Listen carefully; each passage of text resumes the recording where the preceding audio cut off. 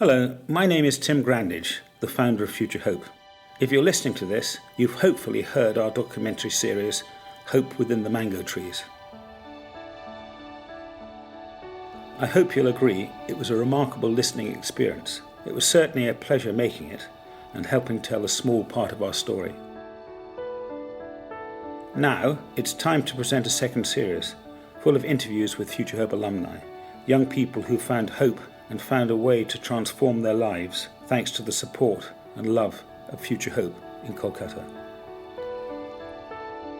We love seeing our students head off into the wide world. Who knows where they'll end up? I'm always getting phone calls from students overjoyed at getting a new job or visiting a new country. It's so heartwarming. We're so proud of them. These interviews have been conducted by two great friends of mine, professional broadcasters Alistair Eakin and Jonathan Overend. They've been supporters of Future Hope for many years now, and thanks to their questions, you can really get to know some of the people who have helped shape the history of Future Hope. Enjoy. Our first alumni is Mongal Hebron. Mongal is a remarkable man with a story which embodies the work of Future Hope. Someone who arrived at our school with nothing and who now has a thriving career in finance. This is such a competitive sector in India, as you'll hear, and we couldn't be prouder of Mongal. In November 2023, he returned to Future Hope to have a chat with Alistair. Enjoy their conversation.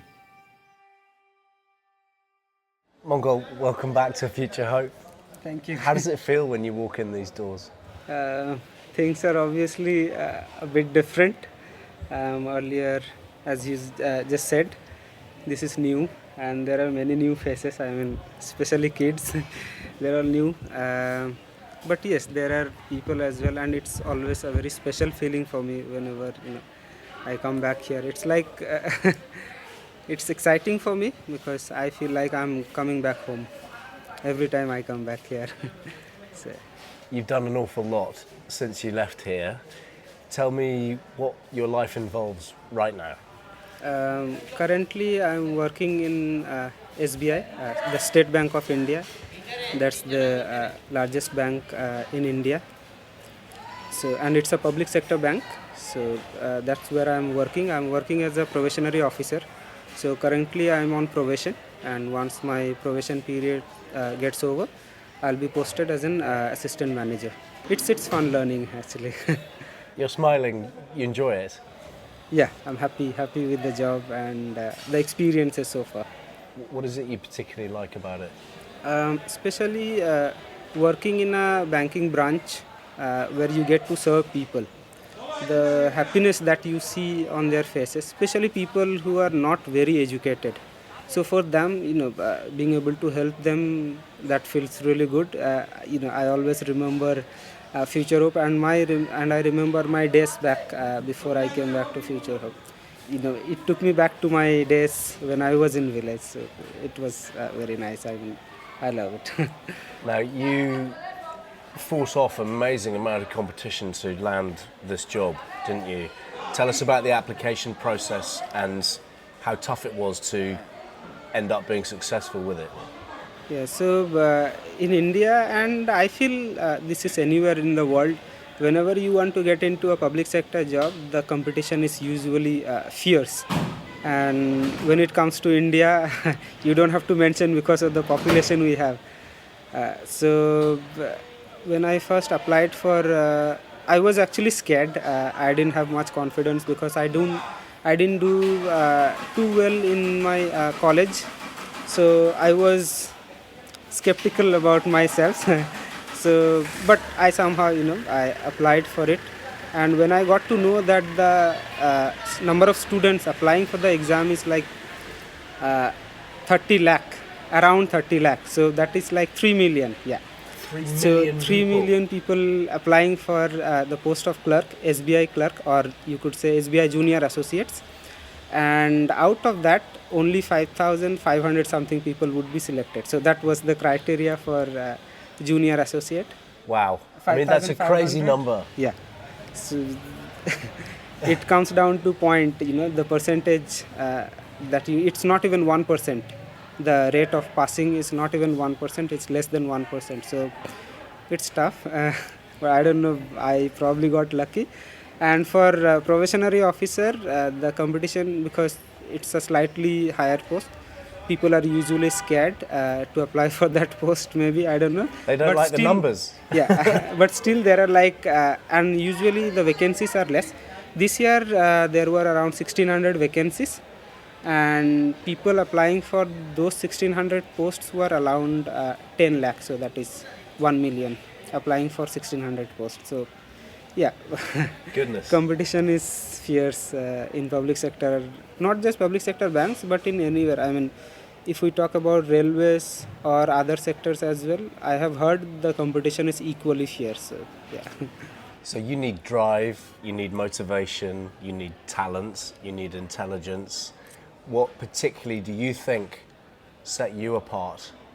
I feel in my case, I wouldn't say, I would give my credit to consistency and a bit of luck, maybe, because when it comes to this kind of competition, luck does play a bit of role, and so I probably had that.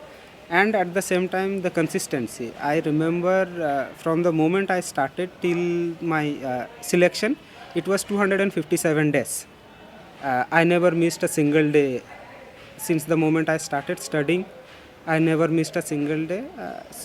And I feel I was a bit lucky because 257 days is not a lot of days.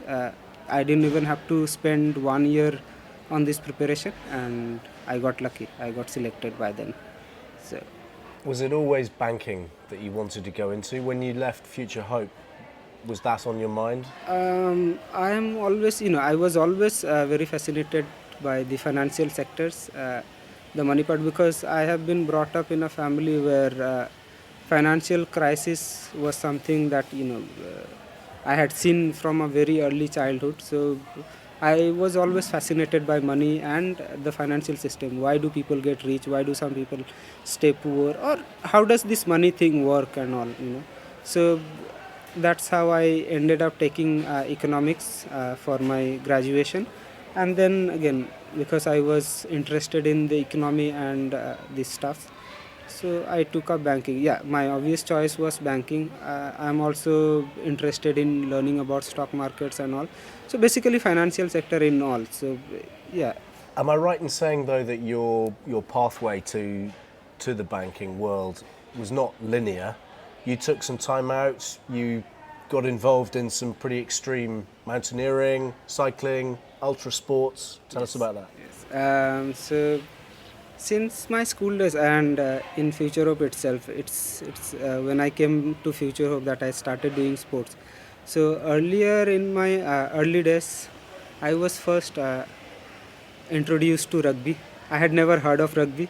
I had never heard of rowing, and there were many other sports that I had never heard of. I had known cycling as a mode of transport. I had never known that cycling could be a sport. Running, I had known about the short distance, 100 meter, 200 meter. 800 meter running was I used to think that is a long distance running, 800 meter. From there, so first I started playing rugby, and then we played under 13, under 16, 19. And then side by side early in the mornings we started doing rowing. We started to go for rowing, and then it was good because we used to go every morning, and slowly we started getting a bit of success. We won inter-school championships in Bengal, and we started doing good in all over India as well. So we had a team of 4 guys. So me and 3 more guys, we started here, and it was really nice experience. It used to be tough early morning getting up. We used to kick each other to get up early in the morning. So let's say today I'm not feeling that good to get up. Somebody else would tell me, no, you have to go because it's a team and we'll have to row in a 4. So that's how we motivated each other. And I guess that's where this discipline started, this consistency that you have to get up early morning every day no matter whether you feel like doing or you don't feel like doing. That's, I think, this rowing has taught me a lot of discipline. I mean, and it's team sport. I mean, I feel like there couldn't be. I have done two sports which are very much team sport. Rugby, where you have to support your teammates, otherwise you are going to get him killed. So that is one sport. And in rowing, you cannot be the only strong person and your teammates being weak. That's not going to work. You have to put your energy together, you have to row in a rhythm. So that is how I learned discipline through sports. And then along with that, I also learned chess. Again, I had never heard of chess when I was in village. So, and I liked chess because I was doing good here as well. And very quickly, six of us here in our school got internationally rated. So we were internationally rated chess players, six of us, and we were doing pretty okay. I mean, and chess is very competitive in India, especially people are very smart here. So, yeah, and it's getting better and better day by day.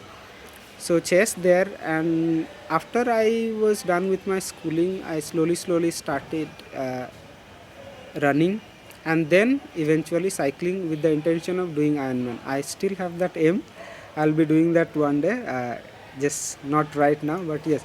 So I have, after I started running, that's another interesting story how I started running. So I was reading a book, The Miracle Morning, by Hal Elrod, I guess. So there the author, he talked about his accident. So he had an accident, and even after that he broke his bones, the femur, and many other bones. Even after that, the doctors had told him that he would never be able to walk again. And that person goes on to run an ultra marathon of 84 kilometers. So I was probably thinking, what is my excuse? And so I remember I completed that book on 12th November 2019, and 13th November 2019 I was on track. I ran 11 kilometers the very next day, and that's how I started running. So I got into running, and very quickly I was able to complete half marathon and then eventually full marathon. And then because I wanted to do Ironman, so I started doing cycling as well. So I did a bit of cycling as well, did some BRMs, went for some long distance ride as well, won some competitions. So my longest ride so far is 830 kilometers, around something like that. Yeah. So and I love long distance cycling. It's very peaceful. It's very peaceful. You just ride, and especially if you have friends or with whom you could cycle, it's lovely. So that is one thing. And when I was in school only, that time there was, when I was in class 12, we used to go for vacations. We would be taken to mountains, and I loved the serenity, the peace that's there up on the mountains. So that attracted me. So I used to get very fascinated. And so when I was in class 12, we went for a trek to Baghini Glacier. It's in Uttarakhand. And then from there, it was a tough trek. I mean, for us, because we had never been to mountains like that. So it was tough. And at that point of time, you also realize how insignificant or how small you are when it comes to the nature. We are simply nothing in front of nature. So we are actually at the mercy of the mother nature. So, and I probably started understanding a bit about nature, and I started loving nature, that we probably need to take care of it. And I also got fascinated. I probably think I got pulled in. So I did some rock climbing courses so that I could climb better. And then I also went to do an expedition, Panpatia Call expedition. It was like above 5,000 meter height, and it was nice fun. I mean, we stayed there up on the mountain, and then we had to stay there, camp there on the ice itself. It was a good experience. It was tiring, but the view was amazing. I mean, it couldn't be said in words, I guess. So, yeah, and I would hope to go for more climbing like that Amazing. in future. Yeah, You've definitely. done a huge amount in lots of different areas, haven't you? We first came across Mongal in a village way out of Kolkata. He was running around wild. He seemed to have no mother, father, and the local villagers took care of him. A young tribal child, he has huge talents, and the first talent we discovered was his ability to sing in the tribal language. He came to our school and was a very bright little boy. He was so bright that we were able to get him into one of the top universities in Calcutta when he'd studied his O-levels and his A-levels, his class 10 and his class 12. He was also very, very sporty and really quite competitive. And we were horrified that having spent 2.5 years in university, he suddenly said, well, I don't think I need this. I want to go mountaineering. He did that for a bit, and then after that, he decided he wanted to cycle. And he'd cycled from a place called Digger up to Darjeeling, which must be about 600 miles. And he cycled and he cycled and cycled. And then one day he decided that he wanted to change completely. And he decided to try and get into the State Bank of India, become a banker. And I'm incredibly proud of him because he not only succeeded in becoming a probational officer at the State Bank of India, but he's also become an incredibly kind, nice young man who comes back to Future Hope and advises the youngsters and gives back to us, which to me is one of the most important things that you can do. He will go on to become a very successful banker, I'm sure, but his roots are firmly where he was born and where he was brought up. He will ensure that Future Hope will continue for many years to come. Can we go back, Mongal, to your childhood? Because you mentioned before you came from a rural area, a village. Can you describe it? Yeah, so I was in a rural area, and the only means of livelihood there is farming. We do not have any land as such, but we do this sharecropping, if you have heard of it. So basically, we take land, some landowners' land, we do farming there, and then half of the whatever output is being produced from there, half of it we keep it, half of it the landowner keeps it, and every cost and everything is being borne by us. So those kind of things, and daily labor was there. And the environment there, I feel it's a very difficult environment because especially I am also a tribal boy. So in tribal areas, in our tribal, usually people are not much educated, especially where I was. There people are not much educated. Even now, I feel we only have 2-3 graduates, including me. So not many people are educated there, and class 9, 10 is like, if you have studied till class 9 or class 10, that's like you have studied a lot, you know a lot of stuff. So that kind of environment. So the academic aspect was not very good. I very soon got spoiled there. I was not in the right track. So I probably felt that I had also run away from my house 2-3 times, and I had started. I got into a bad company, and I had started smoking there. I was smoking at that age. From the age of probably 8, I was smoking, and I continued that till the age of 11, until I came to Future Hope. So that I always wanted to change. After a point of time, I realized that the thing that I've gotten into is a very bad path. I wanted to change, but it's not very easy. I mean, especially when you are addicted. I was a chain smoker, and it was very difficult, especially whenever I would see my friends smoking, or they would sometimes occasionally offer me, you want to smoke. So it's not just me, the whole environment is such that it's very easy to get spoiled there. So that was another thing. Although my parents and everybody tried to make me understand that this is not something that you are doing good. So they scolded me. I tried, but it was very difficult. They even beat me for that. Obviously, who would want their child to smoke at that age? And then I used to get frustrated. I thought maybe the only way I could get out of this is if I get out of this village. So that's right.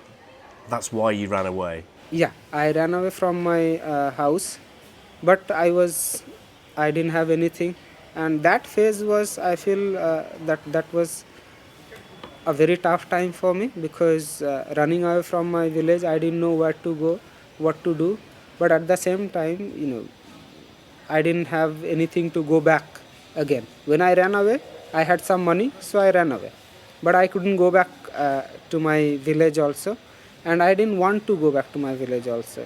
So I started looking for some job. I have worked in chai shop, sweet shops, these roadside dhabas, biryani shop, and things like that. There were also days when I have. Can you just say Yeah, how sure. old, sorry, just getting a picture, how old are you at this point? At this point, I am around 10 years old. 10, yeah. You're looking Around for 10. jobs at the age of Yeah, at the age of 10, and I'm telling people I'm 14 years old so that they would take me. Because in India there's a law that you cannot employ anyone below 14. Did they believe you? Some of them do, some of them do not, but mostly they do not take me. So that's the story. And there were also days when I went hungry. There were many days. I remember there's a whenever I think about that life, there's a very clear picture that I see even today. Uh, a boy of 10 years old, I'm wearing a jacket, a black jacket. I remember the chains are it is torn from many places. I'm wearing a pant, full pant, that is also torn, and it's very dirty. I do not have any shoes on, and I am walking there trying to find some food, and I find a dustbin somewhere nearby, and I take up roti, and I have that. So that's a image that I very clearly remember. But I created that for myself. It was not like it had to be that bad, but because I wanted to, stay away from my family, because they would beat me otherwise for smoking and all, and I couldn't change my smoking habits if I was there. Luckily, I got very lucky, and a nun. I used to go to a church when I was in my village. I used to go to a church which is 7 kilometers away from my village. So I don't know how, but Sister Mary, she was the only person who knew that this boy probably has some talent or whatever she had seen it, but she was the only one who believed in me, and that's how she came looking for me. She went around. Somehow she got news that he's working in a biryani shop, and then she came to this biryani shop early morning. I remember it was one fine morning. I was peeling cucumbers, and she comes up there and she's like, let's go home. And I told her that, sister, with all due respect, I do not want to go back to my village, but if you can take me to a hostel, I can promise you that I'm going to change. If you can take me to a hostel where things are better, there are no students smoking or drinking, the environment is slightly better, I will promise you that I won't let you down, but I will not go back to my village because that's not helping me. So she was like, okay, we will look at the situation, but I promise you that I'm not going to take you back to your village, so you come with me. And that's how she brought me away from there. And then the next thing I know, she brought me to Kolkata, and she had a sister and brother-in-law, and that brother-in-law, Matthews, as far as I can remember his name, he was in touch with Tim Uncle. So he's someone who stays in Dubai, I guess. So he's got business or something. So Tim Uncle and he, they are good friends. So that's how he contacted Tim Uncle, and they brought me here. And that was the day That was 10th May 2008 when I landed in Future Hope. And that's how, I remember this date because 10th May is my birthday. I have kept it as my birthday because in villages nobody knows, what is your birthday or anything. So I knew my age more or less. I just didn't know which date. So when I was thinking which date to pick up, what could be a better date than 10th May, the day I joined Future Hope, because I feel that's the day I was born. Because before that, all I can see is dark, and after that I see light. How far away, Mongal, was the village from Kolkata? From here, it's around 150 kilometers. So that's a big journey that you took with the sister. Yeah. Did she drive you? No, we came by train. Right. And when you were on that journey, were you frightened? No, I was not frightened because I had seen worse. I feel like I had seen worse. So I was not frightened that something bad would happen to me or something like that. I was only anticipating, the future ahead. And I knew that sister would take me somewhere where I could, study. I always wanted to change, but again, that environment is very important, I feel, and that is what Future Hope has provided me. So that toughness that you had, that confidence that you had in your own capacity to change and move onwards, did you feel that despite all the hard times, that it equipped you pretty well to cope with what you saw as the next chapter of your life? Yes, I would say that, because when you have seen wars, I mean, these things, if you compare them with what you were, I mean, every day when I get up and whenever there are tough things, obviously you get frustrated, you get angry. Those are part of life. But what I feel is that every day before going to bed or every now and then, I feel and I think about my past, and I know how lucky I am. There are people who are not getting this opportunity to change, but I got this opportunity, and no matter whatever these daily issues are, these are trivial because what I have, got, the luck that I have, got, and through Future Hope, whatever I have got, it's immense, and this issue shouldn't matter to me. I should work towards it, and I'm grateful. When I compare my past and today, then I think, would you want that situation or would you be happy with these problems? So I'm always grateful, but always striving for something better. When you walked in through the gates at Future Hope and you met Tim Uncle, how quickly did you settle? What were your early impressions of it?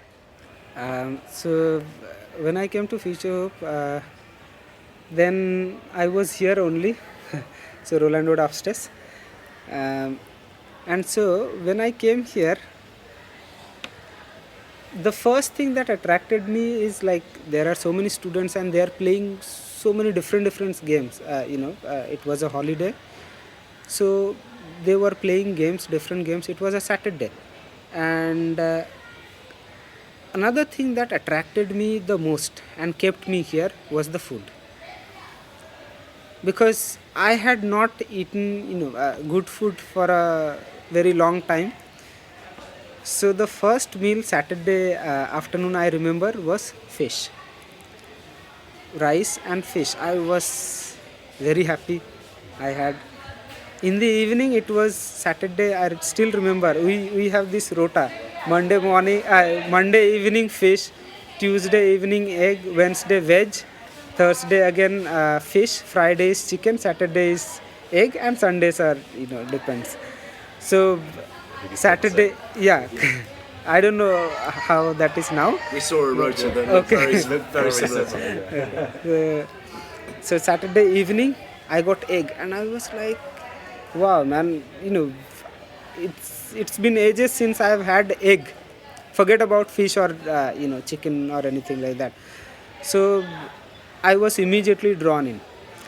The next day, Sunday afternoon, Again, it was fish. So I was like, man, Monday evening, again it was fish. So I was like very happy with the food here.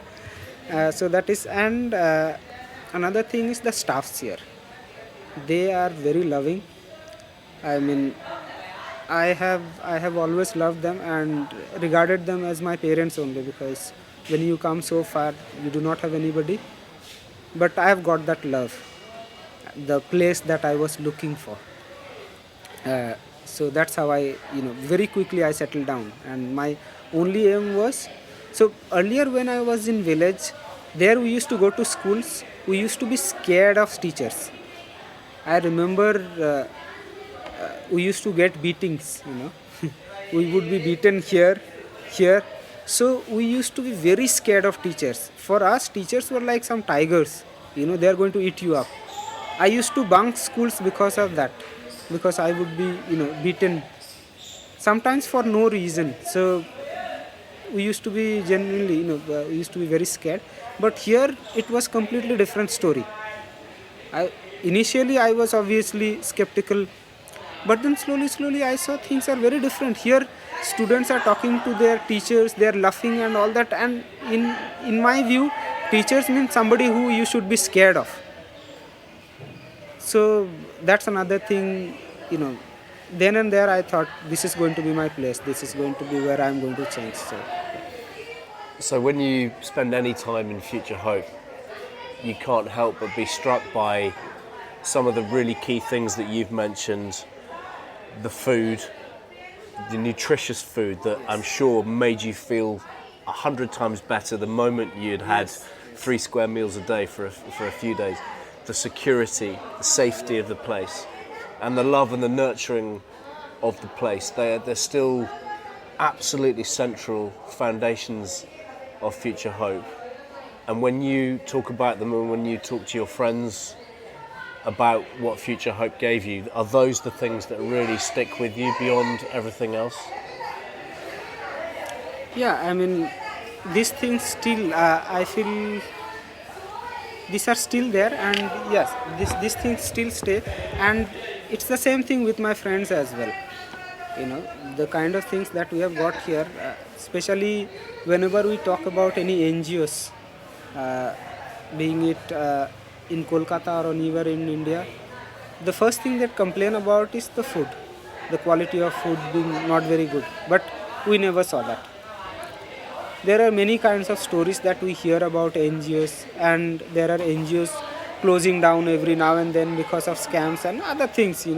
But you would not hear any such thing about Future Hope. So that safety security that we talked about, yes, it is very much there, and every child can feel that here.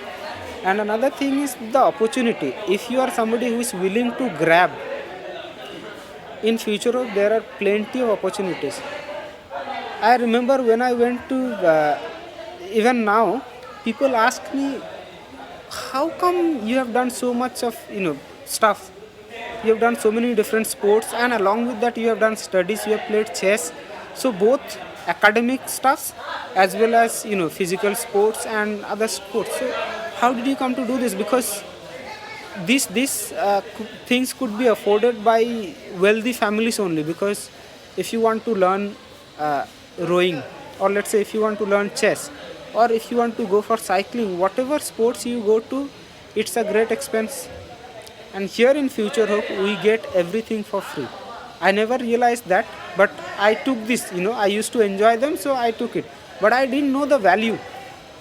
Later did I realize that these things, they are not cheap, they are very expensive. I mean, if somebody wants to do so many sports, he has to be filthy rich here in India. I mean, to be able to afford so many sports. This holistic development thing, it's very much in Future Hope. So if somebody wants to take that, it's all there. I mean, So I was always keen, I was always excited about these things. So I took them, I was never very good in any of this, but I was okay with almost all of them. So jack of all trades again. Fantastic, Mongal. Thank you very, very much. Fantastic. So kind of you to make the time. Thanks. Thank you for listening. It's wonderful, even for me as someone who knows them well, to be able to hear these remarkable stories with the Future Hope alumni. We're incredibly proud of every student who passes through our doors. That's why your support remains so important. We're trying to move to a new purpose-built campus in Rajarhat. It will transform Future Hope, and with it, the lives of many thousands of young people. If you'd like to support us in any way, please get in touch through our website, futurehope.net. And we'll be back soon with another episode of this second series of Hope Within the Mango Trees.